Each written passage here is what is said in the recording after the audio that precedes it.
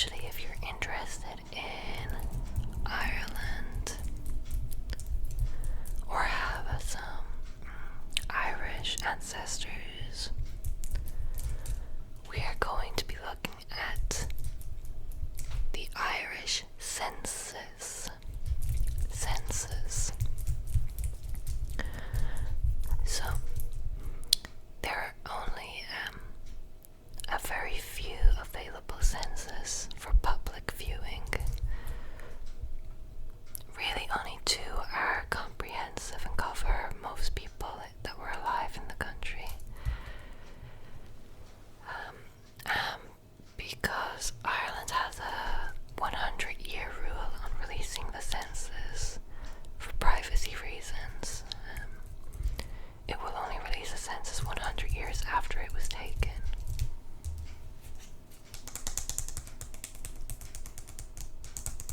So right now, the only really good comprehensive censuses that we can view are the 1901, which we will look at today, 1901, and the 1911.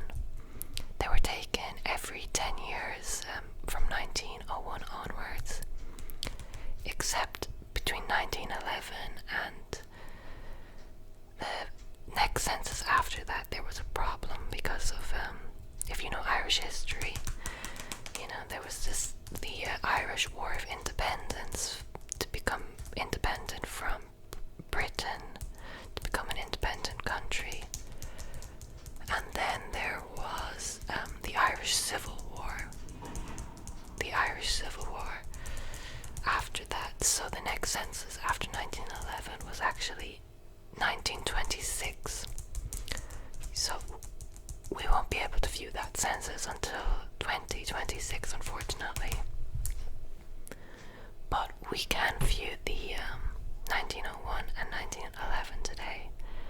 And I have picked a family to look at.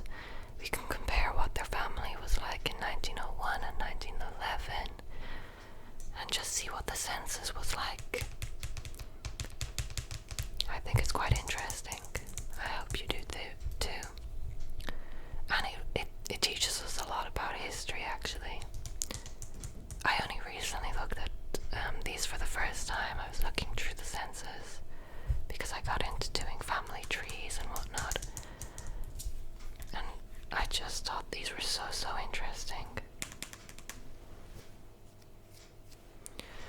Okay, so obviously in 1901, if you know Irish history, and if you don't, you will learn a lot about it today.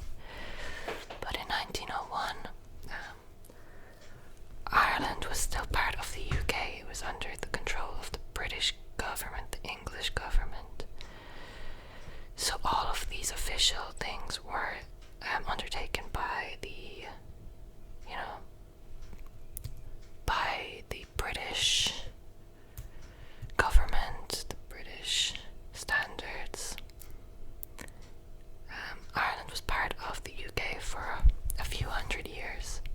So both of the censuses we'll be looking at today were taken while Ireland was still part of the UK, and these censuses were drawn up under the authority of the British rule in Ireland.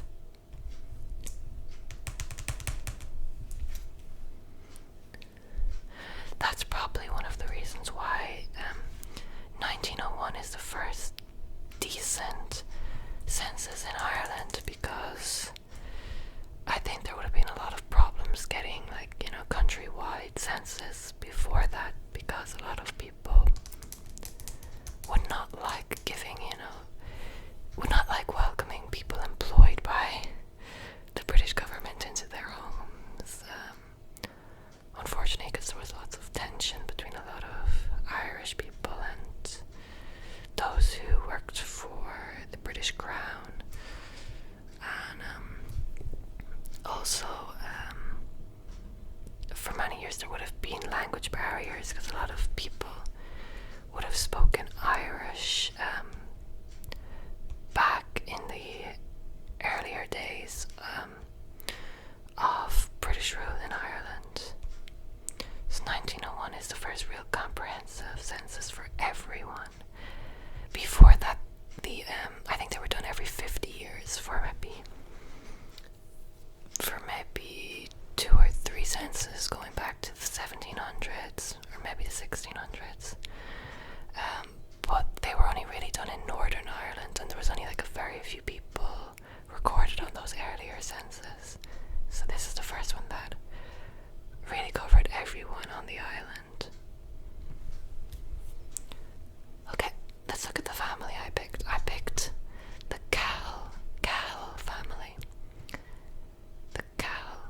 let's see what was on the census and what these people filled in.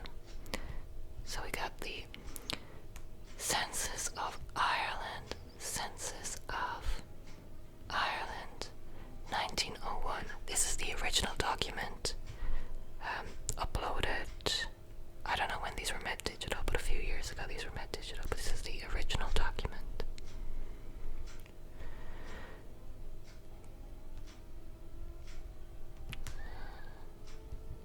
Okay, Form A. So there was a few forms to fill in. This was the first one. This is the most important one that will give the most information about the family. The others is just kind of about the house.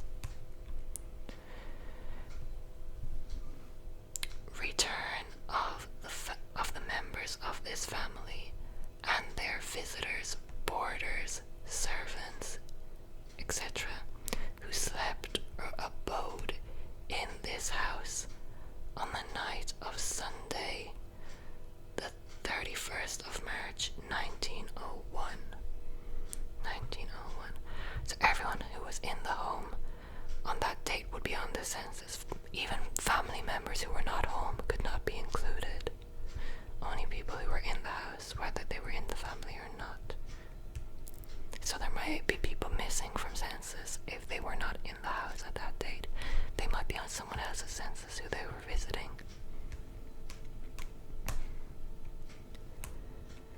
So let's take a look at the different sections.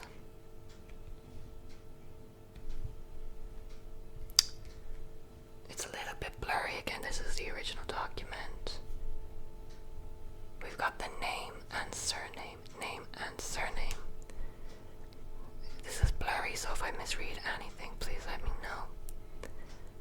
No persons absent on the night of Sunday, March 31st to be entered here, except those not enumerated elsewhere, who may be out at work or traveling, etc., during that night, and who return home on Monday, April 1st.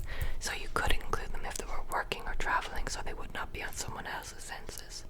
But if they were visiting someone else, they would be on that person's census.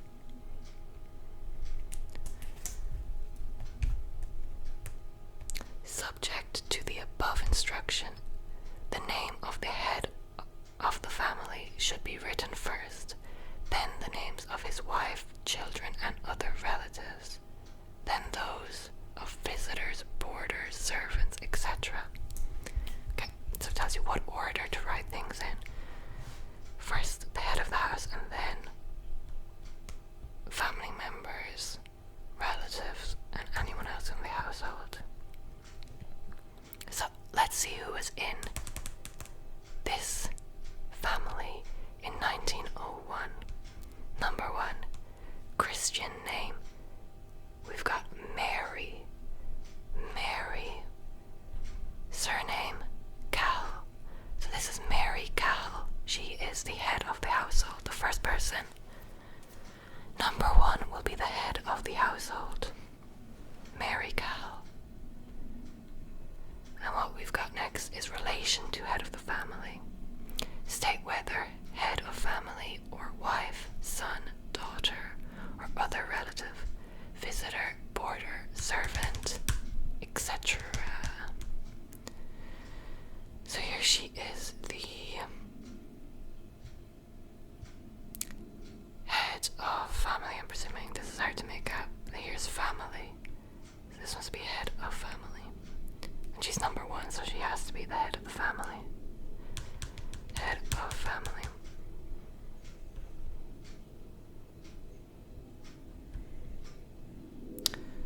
Okay, and who else do we've got in this family? Number 2 is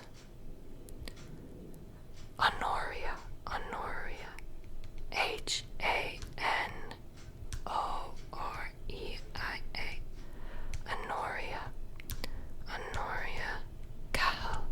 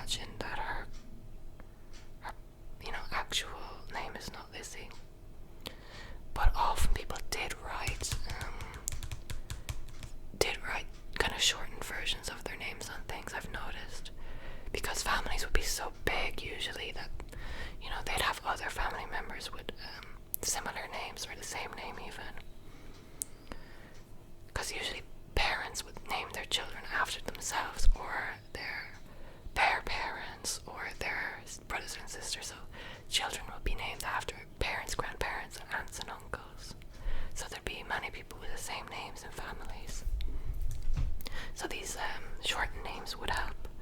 So she might be Elizabeth or something else that Lizzie could be made from.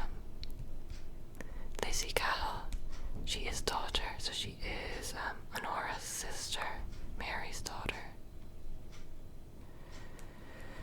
Then we've got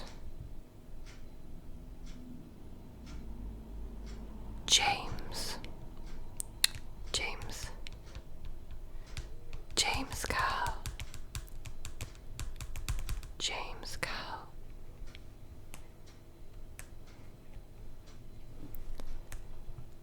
Okay, James, and he is the son. And then we've got Bridget Cowell, and she is daughter, so we've got 3 daughters and a son here.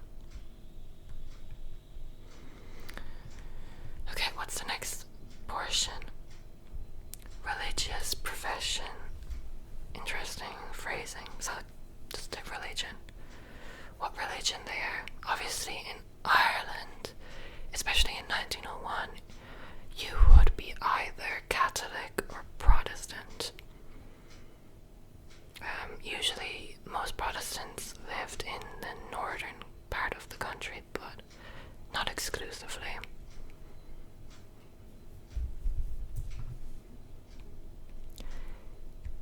State here the particular religion or religious denomination to which each person belongs. Members of Protestant denominations are requested not to describe themselves by the vague term Protestant, but to enter the name of the particular church, denomination, or body to which they belong. So if you're Protestant, you have to, because there are many different types of Protestants, you have to say which type of Protestant, which denomination. Church of England, Church of Ireland, Lutheran, many different types. Catholic, I think there's only Roman Catholic. There's many different Christians, obviously Protestants, Catholics, Orthodox, lots of different types, but Catholic, I think there's only Roman. Correct me if I'm wrong. So yeah, Roman Catholic. Most people in Ireland, except for the northern parts, would have been Catholic at this time. RC, Roman Catholic. Here's your Roman Catholic, but the rest RC. So they're all Roman Catholic family members. And at that time, it would be very shocking if a Catholic married a Protestant and vice versa. So you'd rarely see families mixed between different religions, like they'd all be the same religious denomination. Next, education. State here whether he or she can read and write, can read only, or cannot read. So if they can read and write, read or cannot read, we state under education. So Mary, the head of the household, Mary can read and write. Read and write. We don't know who's filling out this. Any member on this could be filling it out. But if you can read and write, it's definitely one of the people who can do that. Read and write. So everyone here can read and write. They all can read and write. Age is next. Years on last birthday. Months for infants under 1 year. So Mary is 60. Mary is 60. And back in 1901, that was quite elderly, unfortunately, back in those days. I'd say people living into their 70s was, the most you were gonna get, really. So, 60. She probably only had between 10 and 20 years left. Who was next?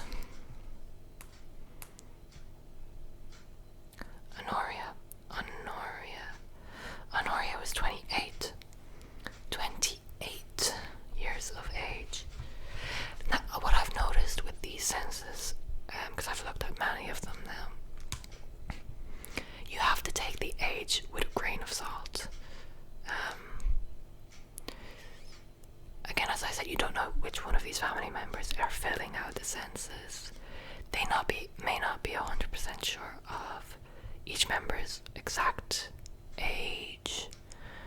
And I've noticed that sometimes, the ages don't quite add up. If you look at the 1901 and the 1911, in most people's census, the ages do not add up, even though it is the same family. You check everything and it's definitely the same family.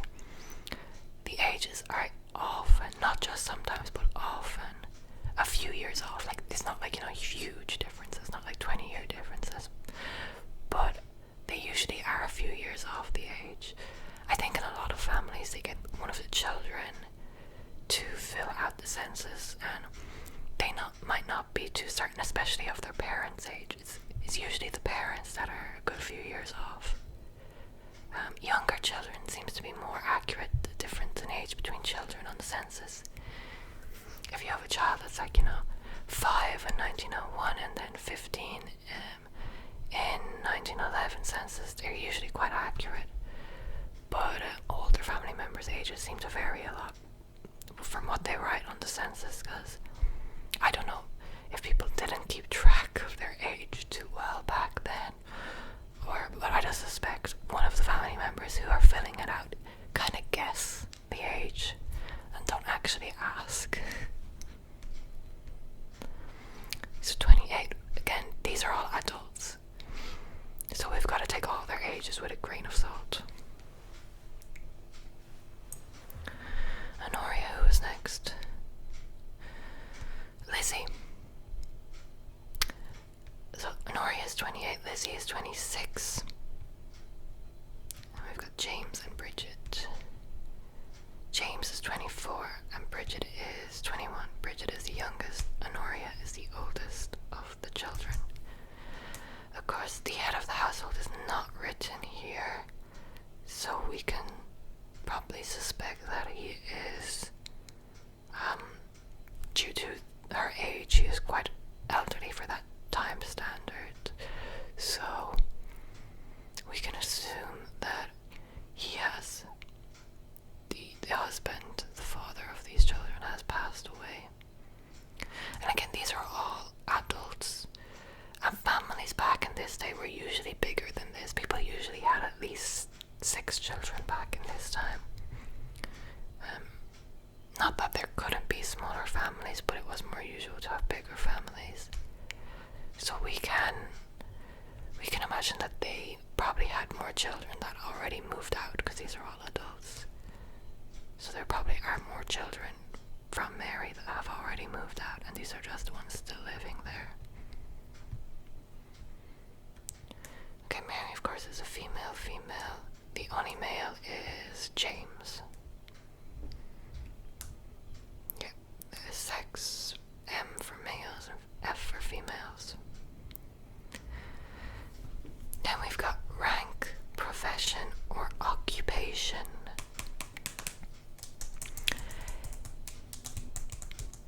State the particular rank, profession, trade, or other employment of each person. Children or young persons attending a school or receiving regular instruction at home should be returned as scholars. So scholar just means a student. Scholar is just a student. Before filling this column, you are requested to read the instructions on the other side. We can't see the instructions, unfortunately. Okay, Mary was a farmer. Mary is a farmer. As I said, we can assume her husband has already passed. So she probably took the role as lead farmer of the family after that. And then we had Honoria was second. Honoria, 28. She is a domestic servant.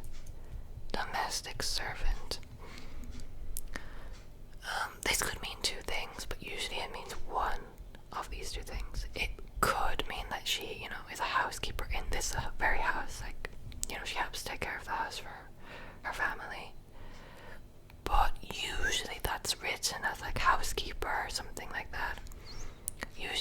servant included, that means you're working in employment for another family. So I'd say this is more likely that she works to, manage someone else's house, whether cleaning, cooking, whatever. In the daytime, she probably goes and works in someone else's house as a domestic servant. Lizzie was next. She is the same. She is a domestic servant.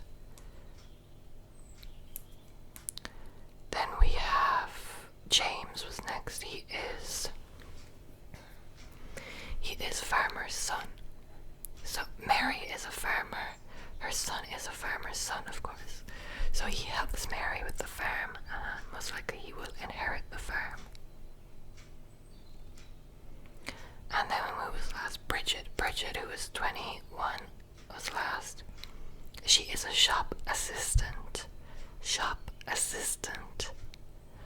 I actually picked this family on purpose because their jobs are quite varied. At this time, Ireland was quite a poor country, and a lot of families were just farmers. So like everyone in the family would, the head of the household would have a farm, and everyone in the household would work on that farm. So I picked this because, it showed a little bit of variety in the jobs. Obviously, they were not wealthy, not too wealthy. They needed everyone at working, all the daughters at working, the son taking care of the farm. They needed all the income they could get.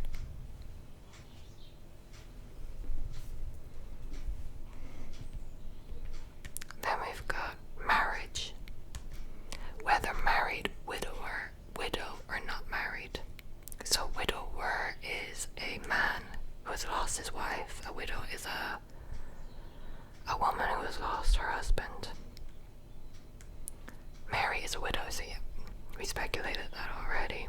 She inherited the farm, and her son James works on the farm.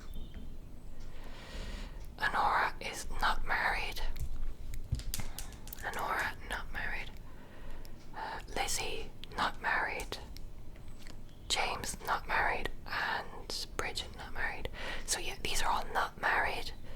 So that's why I assume there's definitely more children. These are all the people who haven't got married yet, so are still at home. I imagine James will inherit the house, so he'll probably always stay. But the others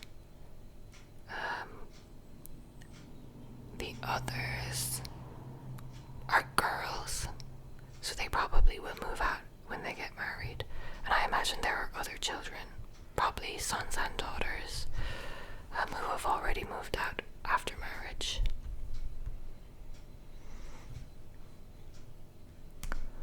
Where born? See, it's unfortunate that there are not previous censuses we can look at that are, comprehensive, because we could judge off previous ones, but there is no previous ones that, include these families.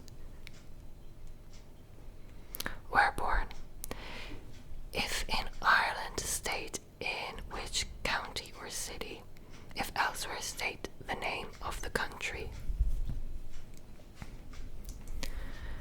So, Mary is from Roscommon.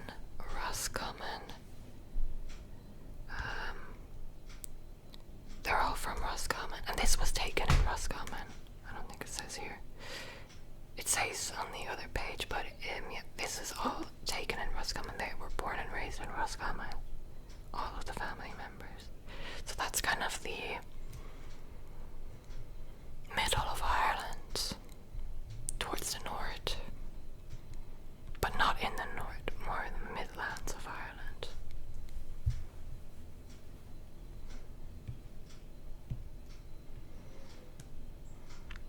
Irish language.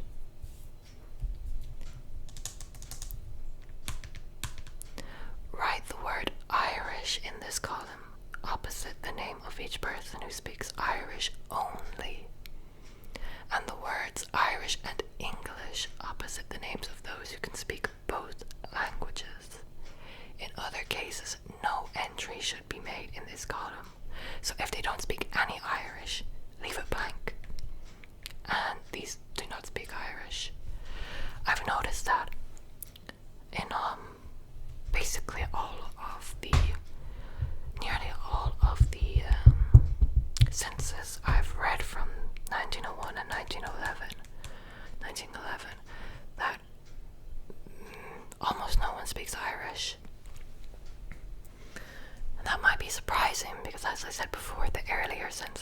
the reasons they probably were never taken nationwide was because of language, especially in the earlier days of British occupation of Ireland.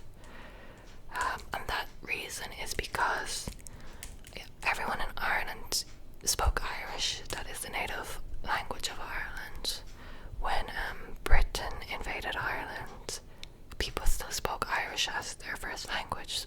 Most people did not speak any English. Basically everyone did not speak English. Very, very few people would have spoke English at that time. Everyone spoke Irish. But in the years after Britain invaded Ireland and established control, there were laws put in place to restrict the use of the Irish language.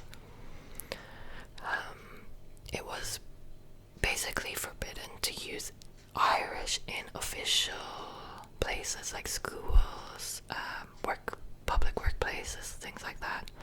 You could only use English. All official documentation, all that stuff would have to be done in English.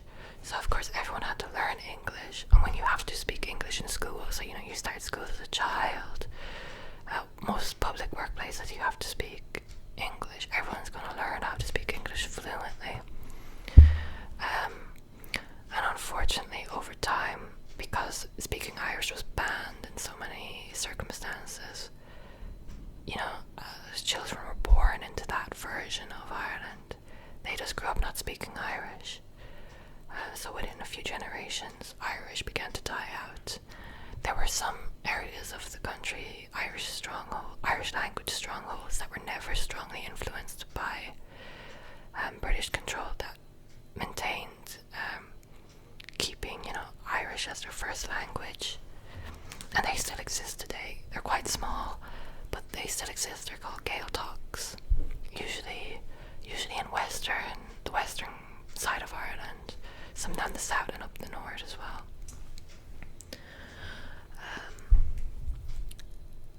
But yeah, unfortunately, that caused the Irish language to basically die out in a lot of the country. When Ireland became independent, it became mandatory for everyone to learn Irish in school. But because the language had died out in so many parts of the country, even now, most people just learn, the basics in school, but they don't speak it afterwards. Only people in Gaeltacht, native Irish speaking areas really only speak it fluently now. But even now, because everyone has to learn it in school, everyone who grew up in Ireland nowadays can speak at least a little bit of Irish. But back here, most people would not speak any Irish at all unless they were from Gaeltacht, Irish speaking areas, because it was banned and it was not taught in school. And another thing you might notice about the names, if you know any Irish people, you might there's stereotypes about Irish people's names being hard to pronounce because they're Irish names. A lot of Irish people have Irish names, like Saoirse, Owen, Donica, Grania, Aoife, all these types of names that people think are kind of hard to pronounce who are not from Ireland. You'll notice here that people did not really have Irish names. That might be strange because obviously people didn't, recently make up Irish names. The Irish names people have nowadays are old Irish names, traditional Irish names. So why did people back here not have Irish names if the names people have nowadays come from old Irish names? It comes from the same kind of idea of how the Irish language died out. Back when Britain took control of Ireland and began to enforce people using English, they made most people change their name to an English version to use for, all official purposes. So you could not use your Irish name for official purposes, you'd have to use your English name. So if your name was Sean, it would be changed to James. So there was, English versions put in place for all the Irish names. And even for surnames like Cal, I don't know what the original Irish of Cal is, but that were changed to an English version as well. So in this period, everyone, at this point for generations already, in 1901 it had been going on for generations already, had to have English names for official purposes. So people would have begun giving their children English names anyway when they were born, because they would have had to use English names for everything. So for this period in history, for about 200 years or a bit more, people really didn't have Irish names at all. They only had English names. Unfortunately, it's kind of sad, but when Ireland became independent, and especially in recent years, there has been a huge comeback of traditional Irish names, and you'll see all those people with traditional Irish names. Saoirse, Aoife's, all those names. They're back with a bang.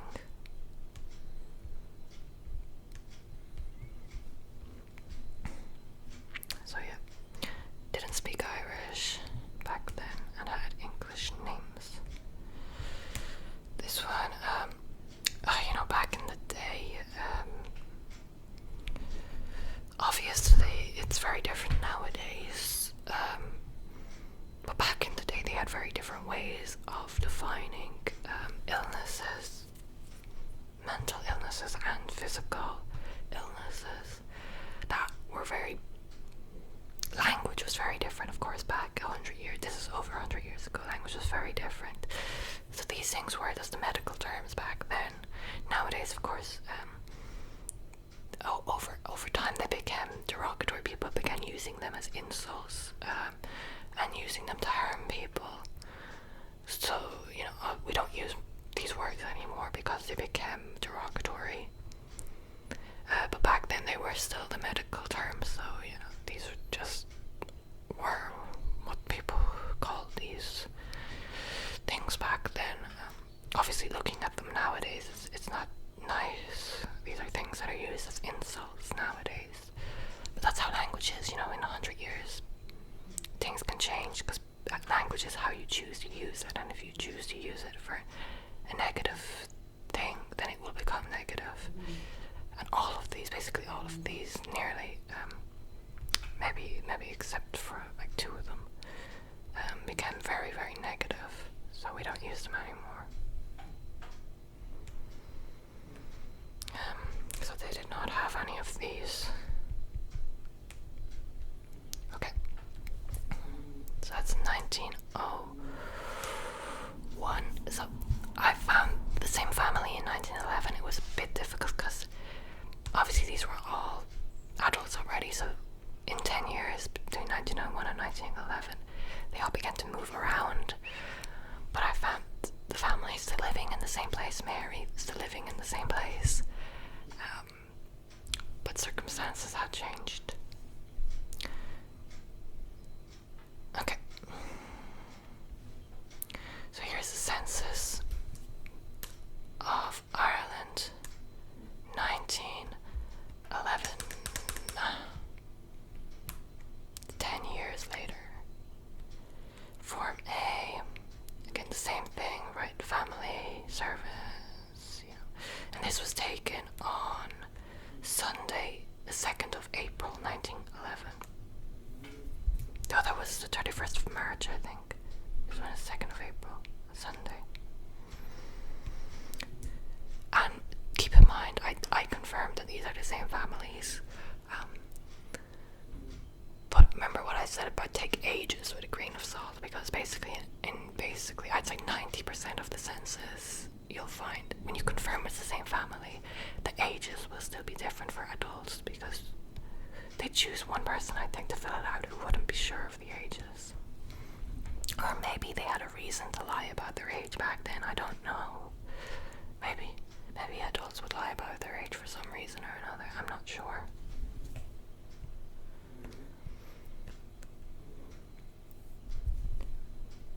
Okay, and no person who is not here can be entered except if they're working or traveling. So it's all the same. So here you've got Mary Cahill, and she is still living in the same place. This is at the same address. Mary Cowell. And she is still the head of the family, Mary Cowell. But here we've got John. So we had James in the last one. But this is John. John. Who is John? John seems to be another child who had already was either not included in the other census because he wasn't home or was living somewhere else at the time. But from all my cross-checking, it does seem that this is the same Mary and this is another son, John. So we don't know what happened to James. But we have John here. I do know what happened to one of the other family members, and I'll show you after. James. I don't think I've seen what. I think he did get married. I think I actually did see that, but I didn't. I didn't save that information, unfortunately. But we did know what happened to one of the other daughters, and I'll show you that after. Okay, John. What age is John? We'll check after. And then there's Ellen. So again, we didn't have Ellen in the previous census, but from what I've seen, Ellen is not a daughter. Yeah, it says there, she's not a daughter. She is a daughter-in-law. She is John's wife. So she is not Cal by birth, she is Cal by marriage. And I did find out what her maiden name is. And I did find out what Mary's maiden name is. It's obviously Cal. It comes from her husband.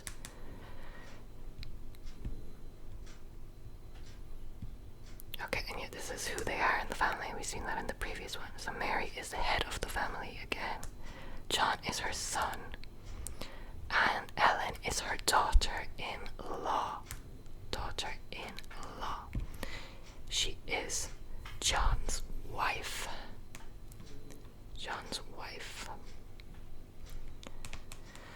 Then yeah, we've got the religious profession. They're all Catholics again. Catholics always marry Catholics. Protestants always marry Protestants. That was the way it was back in those days.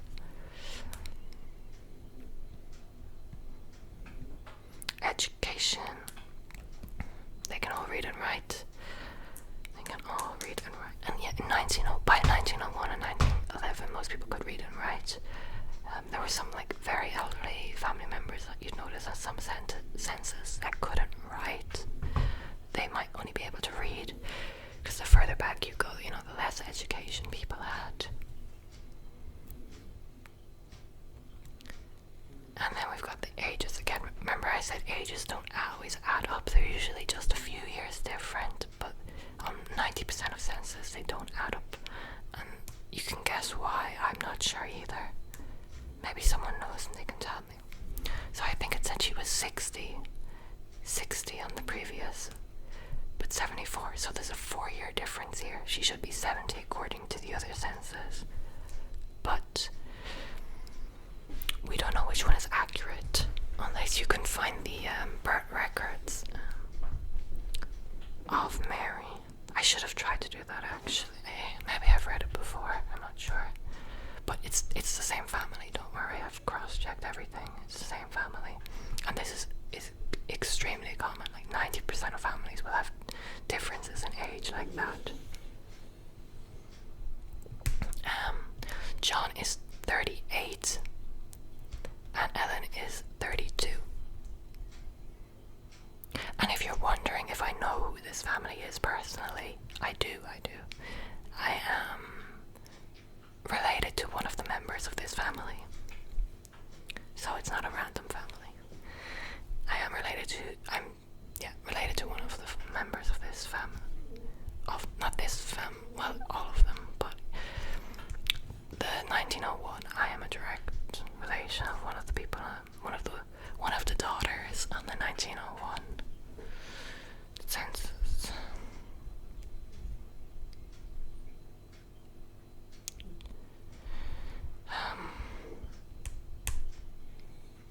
Again, job.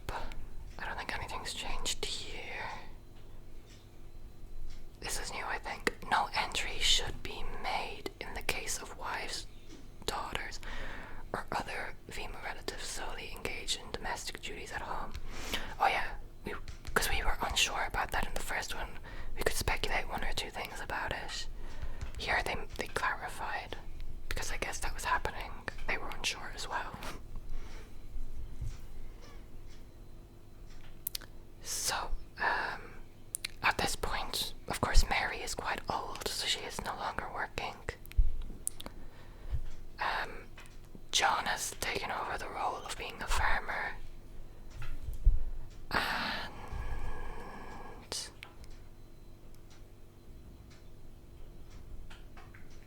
Ellen, she's blank, so we can assume she does the domestic duties at home. We already knew Mary was a widow, and John, of course, and Ellen are married to each other. Particulars as to marriage. This is new. State for each married woman entered on this schedule the number of completed years in the present marriage. If less than 1 year, write under 1. Children, this is new as well. Children born alive to present marriage. If no children born alive, write none. Total children born alive and children still living. So of course, unfortunately, back in these days, it was quite uncommon for people to have large families, and unfortunately, child mortality was still quite high. So yeah, unfortunately, it wasn't uncommon for people to lose their children after birth within the first few years of their lives. So Mary did not write how much children she had, but we know she has children. John is definitely her child, and from the previous year we know she has many other children, but she did not write that, unfortunately. We could have told how much children she had altogether, but she chose not to answer that. John and Ellen have been married for 1 year, and they did not write how many children they have, but there's no children in the household, so we can assume they have not had children yet.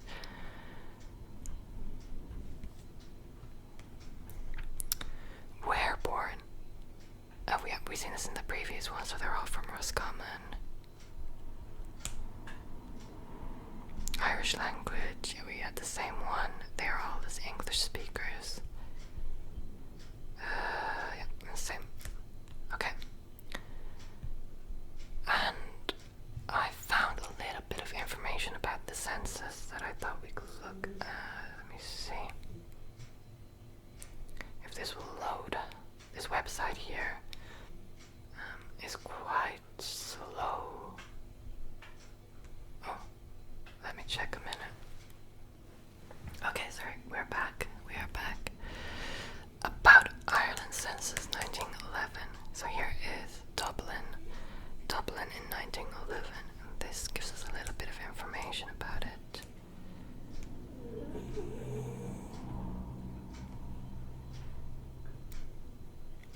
So if you're looking for ancestors, this is a great place to start.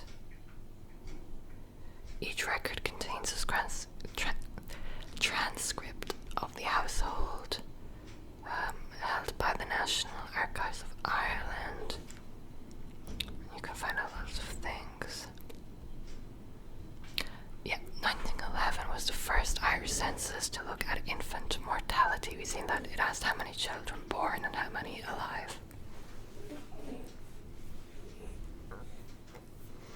The census on either side of the Great Famine, 1841 and 1851, had asked for members of the household who had emigrated or died since the last census. But in 1911, for the first time, there were a number of questions aimed at married women, including years married and how many children survived. Unfortunately, these censuses are very limited. Most people did not complete them, as I said. The best place was Northern Ireland for them, but even there they weren't fantastic. So you're not going to find many families on those censuses.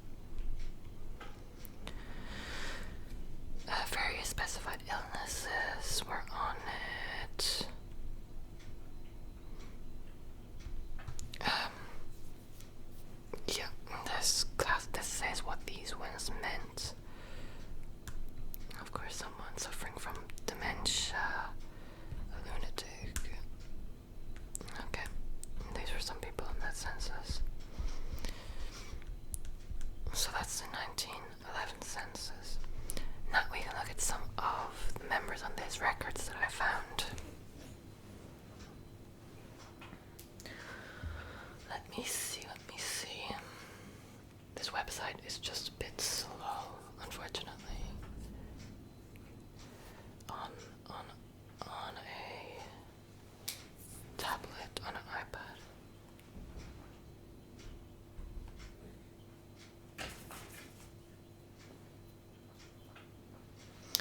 Okay, so we got John from the 1911 census, who was married to Ellen. We've got his marriage record. So John got married in 1910. Unfortunately, with marriage records in Ireland, you usually cannot see the original, like you can with the census. They digitalize the information, so you can see the information from it. But in most cases, from the internet, you can't actually get, a picture of the actual document, sadly. So here's John. Oh, my kitten wants to look at John. So, these were the people who got married that day. We know he got married to an Ellen, so her surname was Cox. Ellen Cox was her maiden name before marriage. Then she became Ellen Cahill.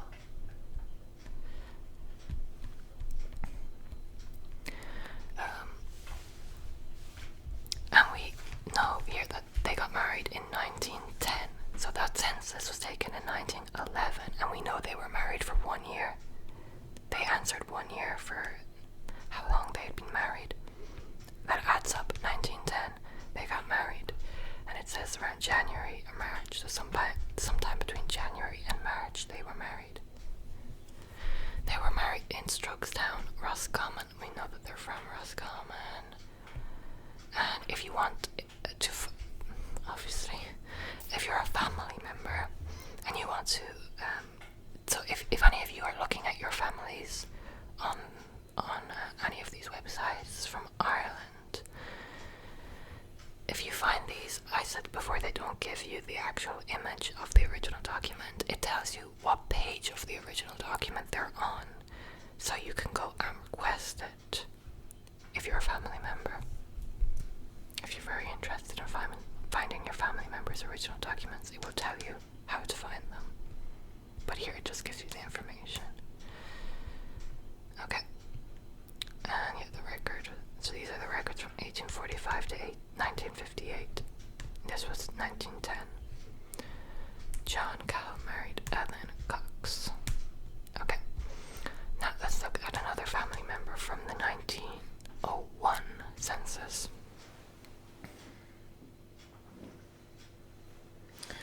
Let me see. It will take just a moment.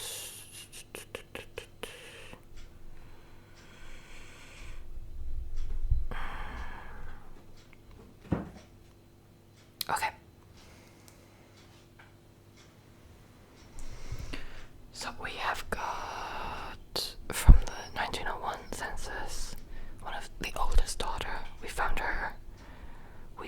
She has quite a distinct name. Unfortunately, back in those days, a lot of people had very similar names. You can tell, like Lizzie, Bridget, John, James, Mary, Patrick, those type of names. Everyone had. There'd be so many, and even in one family, there'd be multiple of those. There'd be, a son, mother, or son, father, grandfather could all have the same name. Sorry if you can hear my cat. She's scraping.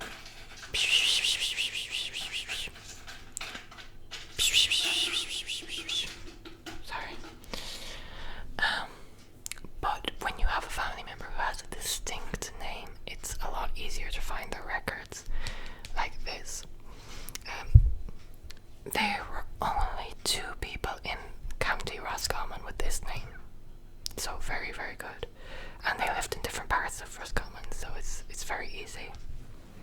when you have a family member with a distinct name.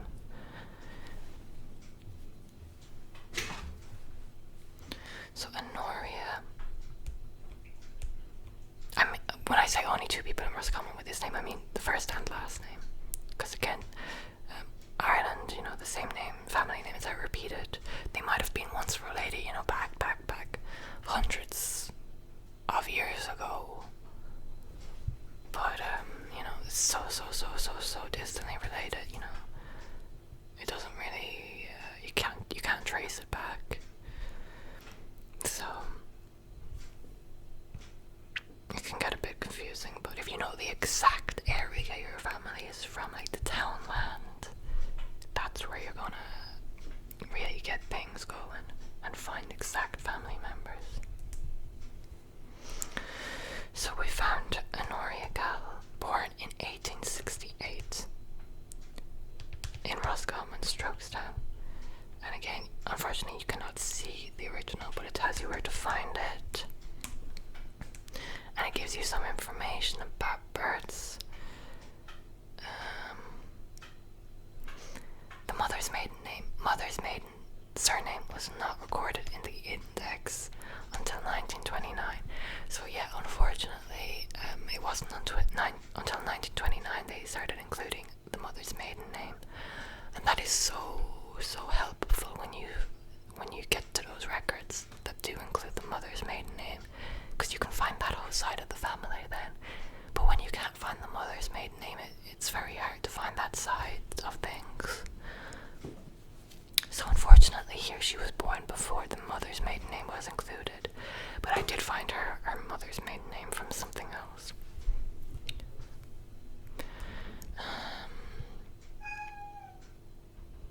Yeah, so here from 1864 to 1921 included all 32 counties of Ireland.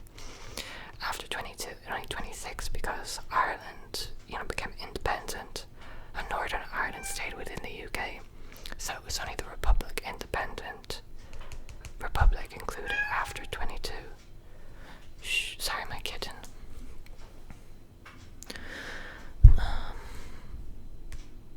Okay, and it tells you, how to find the different areas, what they would have been classed under.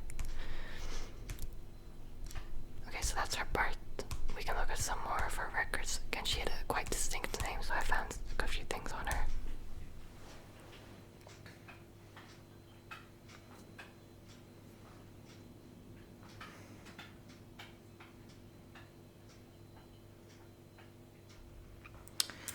If it will load. Oh yeah, okay. We found her marriage record. As I was saying, in 1901 they were all in their 20s, so they were all ready to get married. She got married in 1910. Same year as her brother John, actually. They were all getting ready to get married in 1910.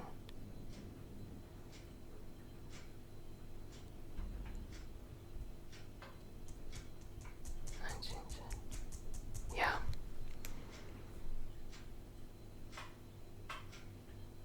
Oh.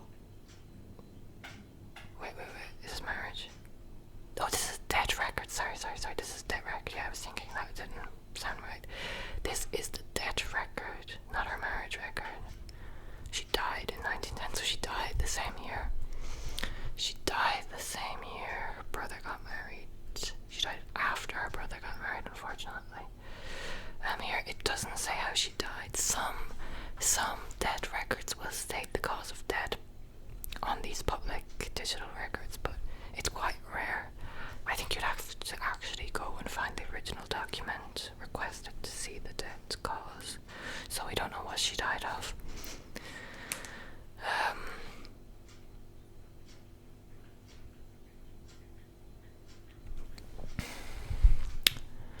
Oh, wait a minute.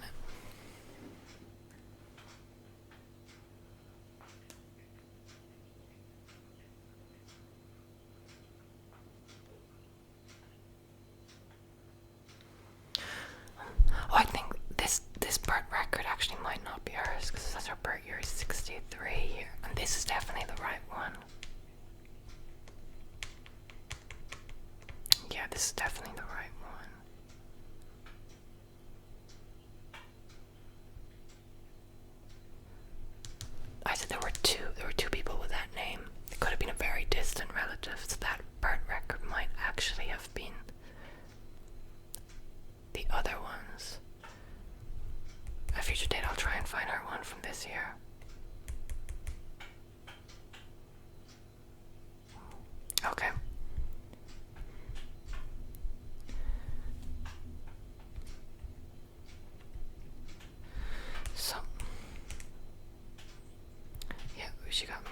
she died at this age in 1910, so just before her brother got married. And yet, you cannot find her unfortunately, we cannot find her on the 1911 census because she has passed already at that stage. She's no longer there. So she is not on the 1911 census.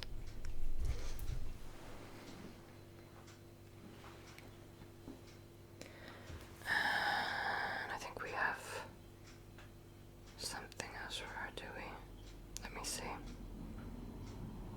No, I think that's it.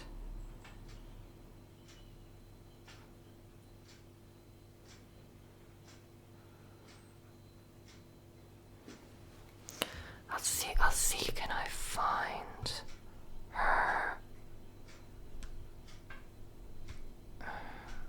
Because this must be the other person's birth record. Let's see, can I find her birth record? Okay, from everything I've checked, it seems like this is the correct birth year for her. What I suspect happened with the marriage record, because all of her other records state this year, except the marriage. But I know the marriage record is correct, is the problem. So, what I suspect happened is when they were transcribing this information onto the digital format, they misread the 8 for a 3. Because this was wrote in, writing, like the census. What I suspect is the person who was digitalizing it took the 8 to be a 3 and wrote the birth year wrong in the digital. The only way we'd find out for certain, obviously, is getting our hands on the original document of the birth record, but not something we can do, unfortunately. But I have seen that happen before, mistranscribing. In another one,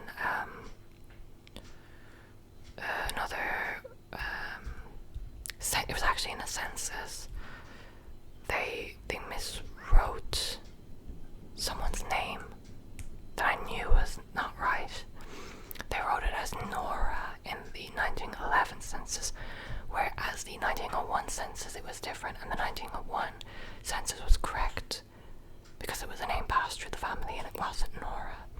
So sometimes they do write these things wrong in the digital formats because it's just, people transcribing from the actual written documents. So I suspect someone read the 3 as, or the 8 as a 3 and wrote it wrong for the digital marriage record. Or the digital debt record, whichever one it was. The digital debt record. Let me see. Yeah, I guess we'll never know what the real problem is with the age, what's exactly correct. Because I looked at the other person with that name from the area, and they have a completely different age, so it wouldn't even make sense for it to be them getting mixed up. So, as I said before, ages were very confusing back in those days. People wrote different ages on different things for some reason. We'll never fully understand why. But I presume